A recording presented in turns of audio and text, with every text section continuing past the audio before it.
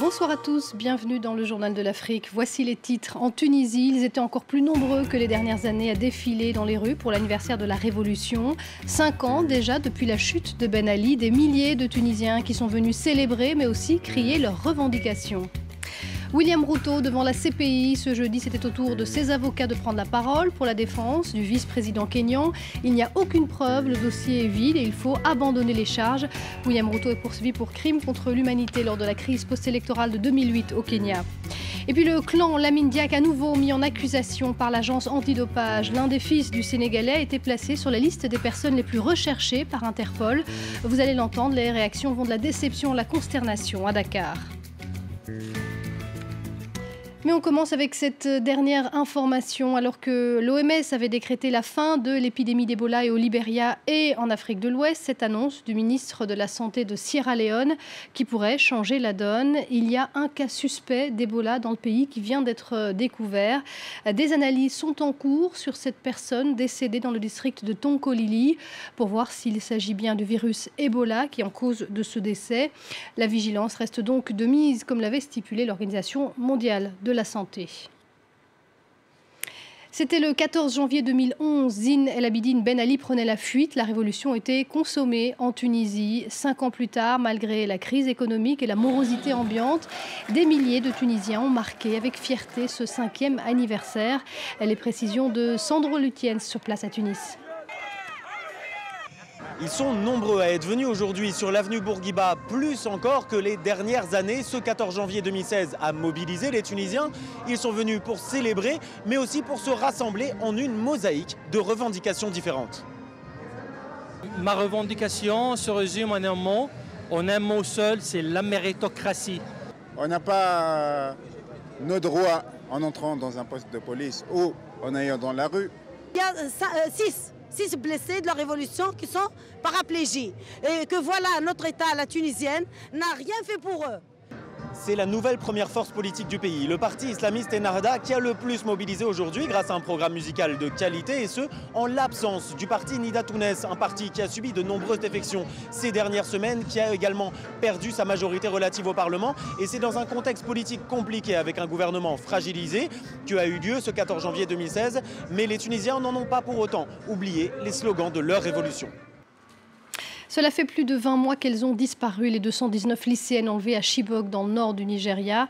Leurs parents, leurs proches, certains en larmes, ont marché dans les rues jusqu'au palais présidentiel où ils ont rencontré Muhammadu Buhari, le président nigérian.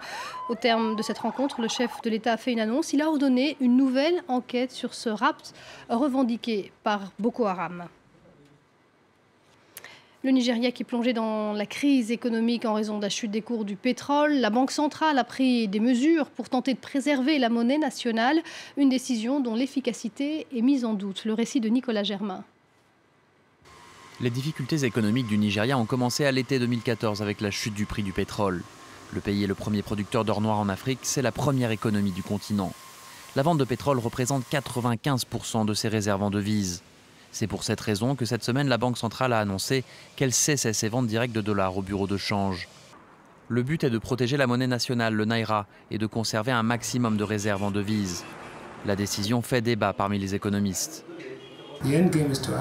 L'objectif, c'est d'avoir une monnaie à un prix juste, ce qui permettra d'avoir de la croissance, une stabilité de la monnaie pour rendre l'économie nigériane compétitive. C'est ça l'objectif. La politique menée par la Banque centrale du Nigeria, personne ne la comprend. Ils vont dans une direction, puis avant même que les opérateurs économiques ne prennent en compte leurs choix, ils prennent une décision inverse. La Banque centrale a affirmé que la dernière fois que le baril de pétrole était à 50 $ pendant une longue période, c'était il y a 10 ans.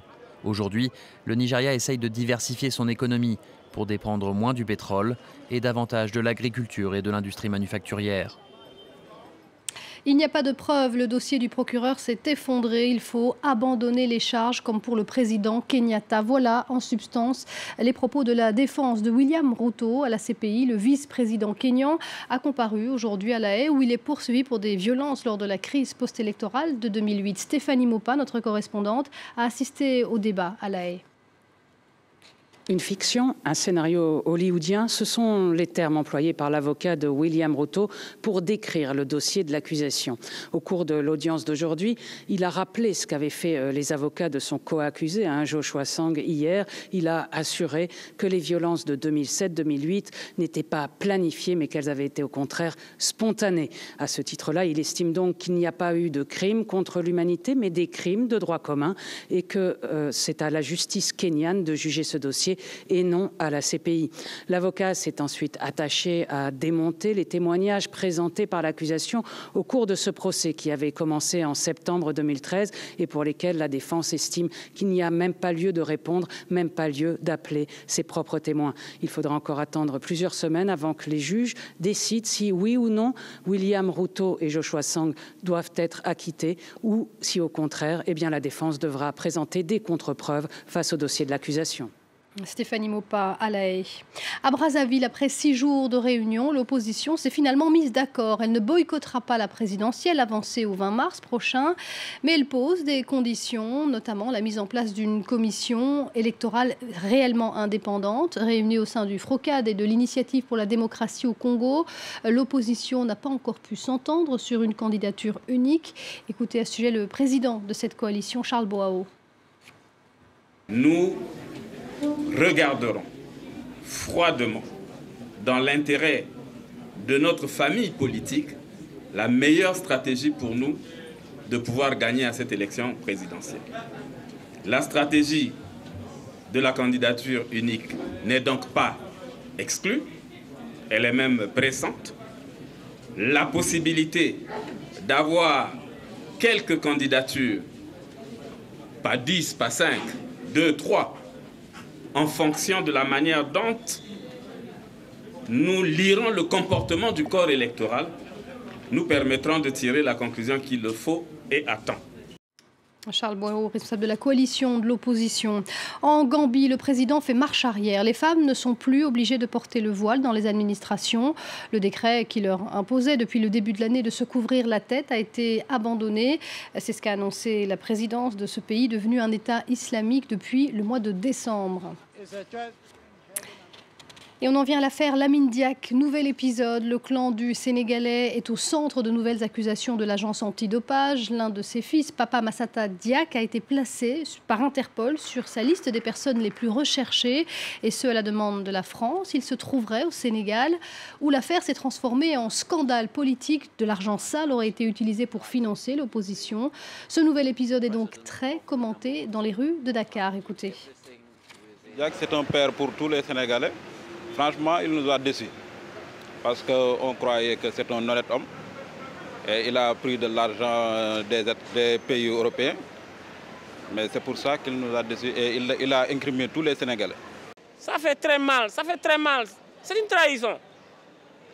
On ne devait pas utiliser l'argent sale dans la politique pour tromper les gens.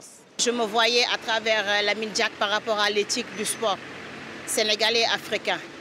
Et si malheureusement il est entre guillemets coupable, je ne suis pas juge, je ne suis pas avocate, il est entre guillemets coupable, c'est une très grosse déception, nous en tant que sportifs, très sincèrement.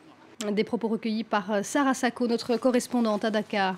Et on va terminer sur les images de ce défilé qui a fait le tour du monde à Florence, car parmi les mannequins, il y avait des demandeurs d'asile originaires du Mali ou encore de Gambie.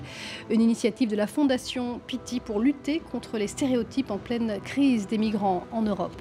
Et on se quitte sur ces images.